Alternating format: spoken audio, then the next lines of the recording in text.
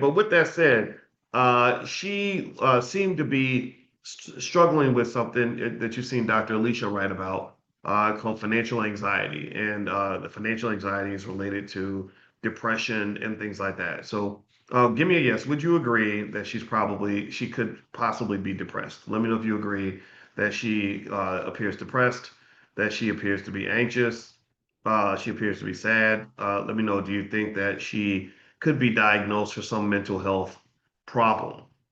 Right? And I'm asking this very obvious question for a reason, right? This really goes back to when I was explaining to you the direct linkage between mental health and financial health. That if one is off balance, the other one will be off balance. If your financial health is off balance, your mental health will be off balance. If your mental health is off balance, then your financial health will be off balance.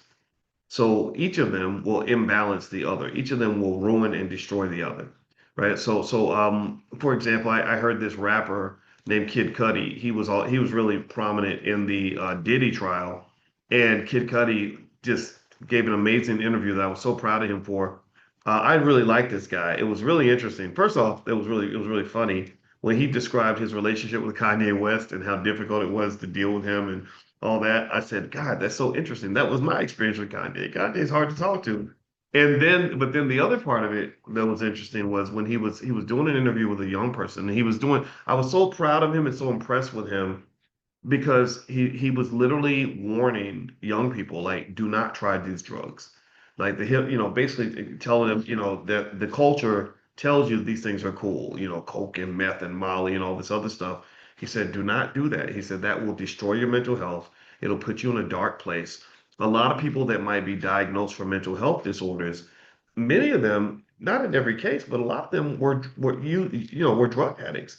And I don't know why a lot of people don't talk about this, and I'm not a scientist, I'm not pretending to be one, but when you disrupt the chemistry of your brain, it's really hard to re-achieve that balance.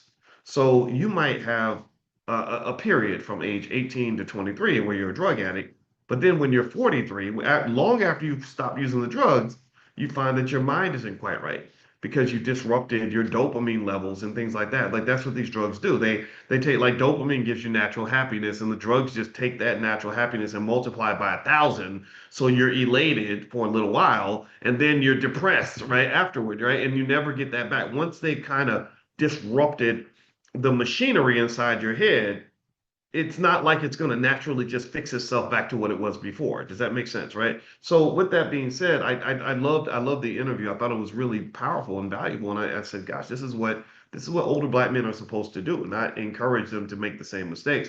But also remember, this connects to your economics. So let's circle back to this young lady. I'm gonna play the video one more time so we can, not that we're basking in her agony. I want to stop the agony, right?